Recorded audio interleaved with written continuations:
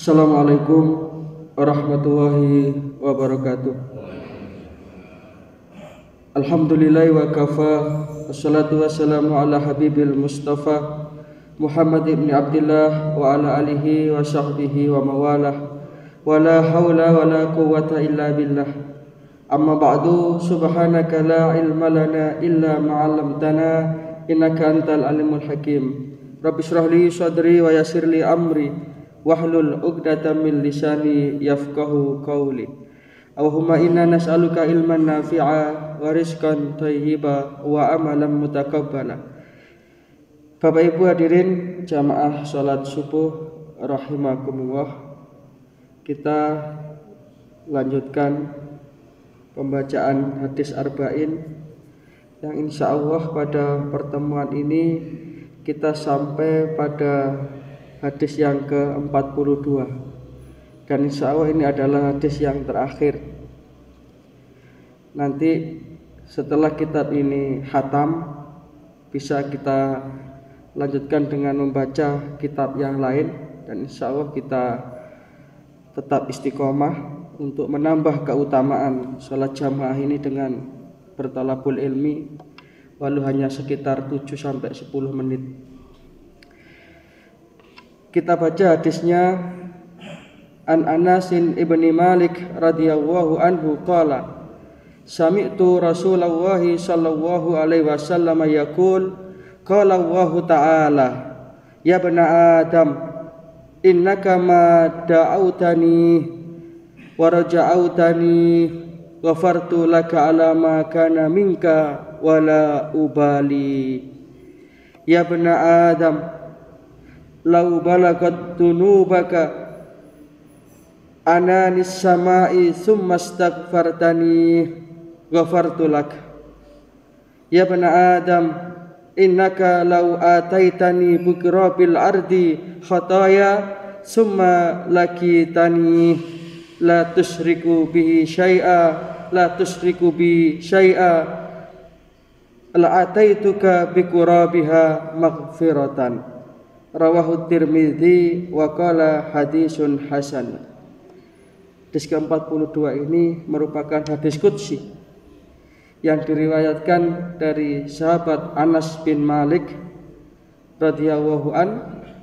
Beliau berkata bahwa aku mendengar Rasulullah sallallahu alaihi wasallam bersabda, Allah Ta'ala berfirman, ya bana Adam, wahai anak Adam, wahai manusia, sesungguhnya selagi engkau berdoa kepadaku dan berharap kepadaku, aku ampuni dosa yang ada padamu.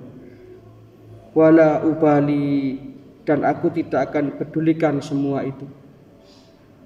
Wahai anak Adam, seandainya dosa-dosamu setinggi langit, kemudian engkau meminta ampun kepadaku, pasti aku ampuni.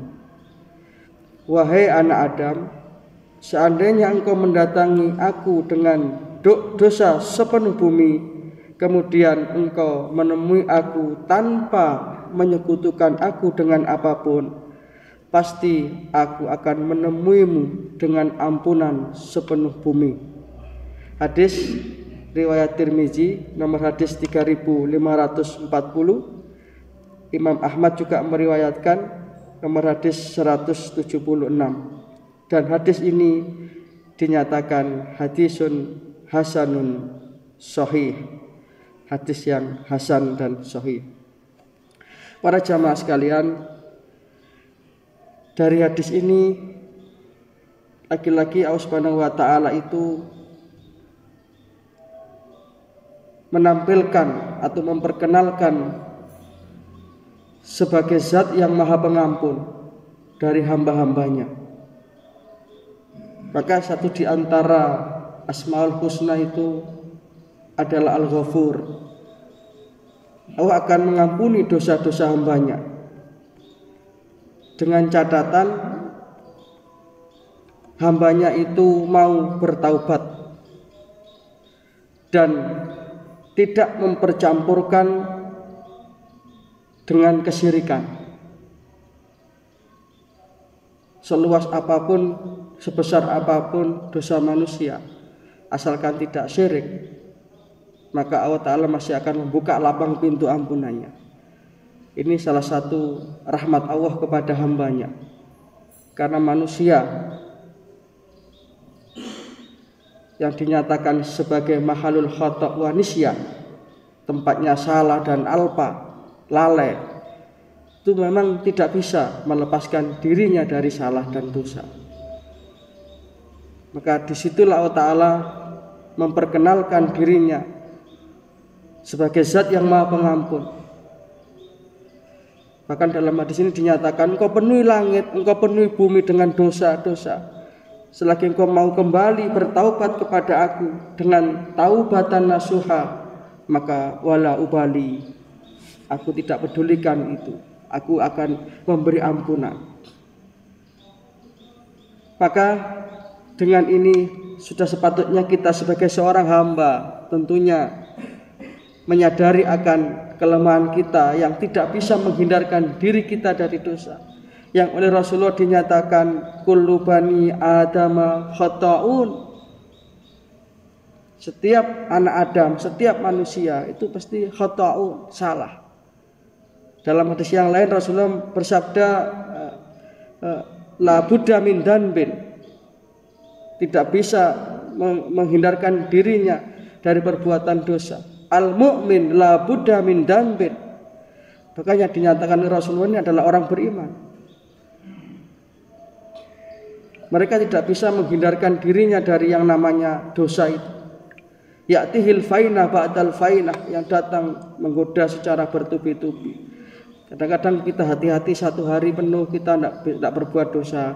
Mungkin 2 hari, 3 hari kita tidak bisa. Mungkin 1 minggu kita bisa berjuang untuk menghindar dari dosa, 1 bulan tidak bisa. Ya memang itu sifat manusia. Karena manusia yang baik bukanlah manusia yang tidak punya salah, bukan. Karena tidak ada manusia itu yang tidak punya salah. Siapapun orangnya, entah sengaja entah tidak, apakah itu dosa besar apa dosa kecil, pasti punya salah. Maka orang yang baik sesungguhnya adalah orang yang ketika ia berbuat dosa, kesalahan, atau wabun, kata Rasulullah, dalam waktu yang relatif singkat dia segera sadar, ingat diri dan bertobat kepada Allah Ta'ala.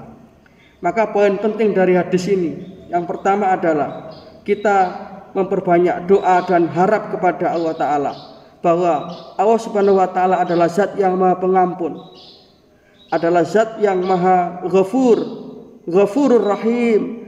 Allah maha pengampun, Allah maha penyayang, sehingga kita tidak berputus asa dari ampunan Allah. Tentu kita masih ingat banyak cerita yang menunjukkan betapa Allah Ta'ala itu demikian senangnya kepada hamba-hambanya yang bertaubat. Ada orang yang telah membunuh 100 orang, tapi karena niatan dalam hatinya bertaubat ini sangat kuat, maka Allah Ta'ala mengampuni itu, sehingga dia termasuk orang yang diampuni dosa-dosanya. Ada seorang perempuan pezina, mana zina ini termasuk minal gabair, termasuk dosa besar, tapi hanya dengan memberi makan atau memberi minum seekor anjing yang mau mati kehausan dengan kasih sayangnya, maka Allah Ta'ala mengampuni dosa perempuan itu. Dan ini di dalam hadis sahih diterangkan itu.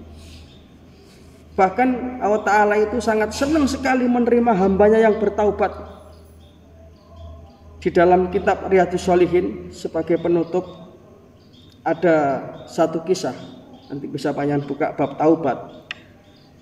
Kisah ini diilustrasikan oleh Rasulullah dalam sebuah hadis. Ada seorang itu yang sedang melakukan satu perjalanan dengan onta dan perbekalannya. Kalau sekarang ya mobilnya lengkap dengan perbekalan. Kalau dulu zaman Rasulullah kan kendaraan itu onta. Dan biasanya orang itu kalau safar, kalau bepergian itu dengan persiapan perbekalan yang ia butuhkan, itu di ontanya itu sudah dipersiapkan. Dalam satu perjalanan dia istirahat di bawah sebuah pohon karena kelelahan, kemudian sampai tertidur. Ketika dia terbangun, ontanya hilang. beserta semua perbekalan yang dia bawa tentunya. Bisa kita bayangkan betapa bingung dan kagetnya andai kata kita mengalami seperti itu. Bingung dia, kesana kemari mencari onta itu, dicari tidak ketemu, sampai akhirnya dia capek tertidur lagi. Begitu terbangun, ternyata onta yang dia cari tiba-tiba sudah berada di depannya. Ini bagaimana bahagianya orang seperti ini. Sampai dikatakan dalam hadis itu, orang itu demikian bahagia, kemudian berdoa dan bersyukur kepada Allah. Allahumma anta abdi wa ana rabbuk. Doanya terbalik. Terima kasih ya Allah, engkau adalah hambaku dan aku adalah Tuhanmu. Dalam hadisnya begitu. Akhtau min siddatil farah. Dalam hadisnya dia sangat bahagia, dia sangat bergembira, sehingga ini menyebabkan doanya itu terbalik saking bahagianya. Onta yang tadi hilang itu ketemu. Nah, Allah Subhanahu wa taala dalam menerima taubat hambanya melebihi senangnya orang seperti itu. Allah itu sangat senang kepada hambanya yang kembali bertaubat. Allah itu sangat senang kepada hambanya yang mohon ampun. Maka dalam keseharian janganlah kita lewatkan tanpa istighfar kepada Allah Subhanahu wa taala. Karena istighfar inilah yang akan menghancurkan setan, akan membentengi kita dari tipu daya setan, dan ini yang akan membersihkan dosa kita. Dengan satu syarat, dengan satu catatan, taubat yang nasuha, taubat yang sebenar-benarnya, bukan taubat yang main-main.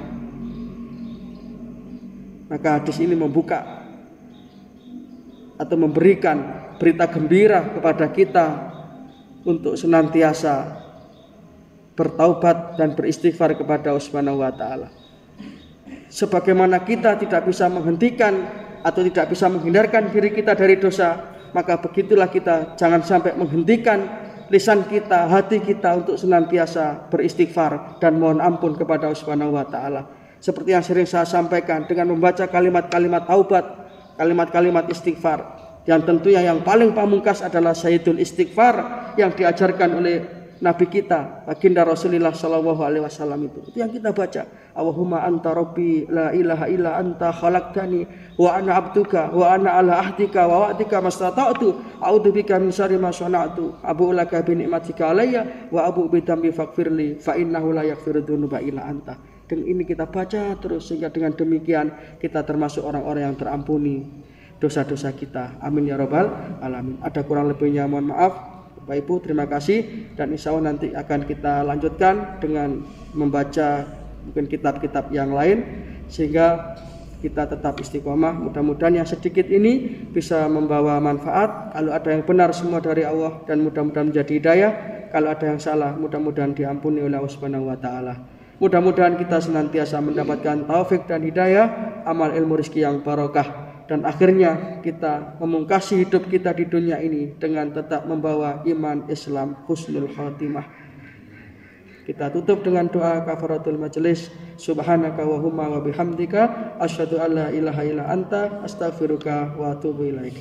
Wassalamualaikum warahmatullahi wabarakatuh. Innallaha wa malaikatahu yusholluna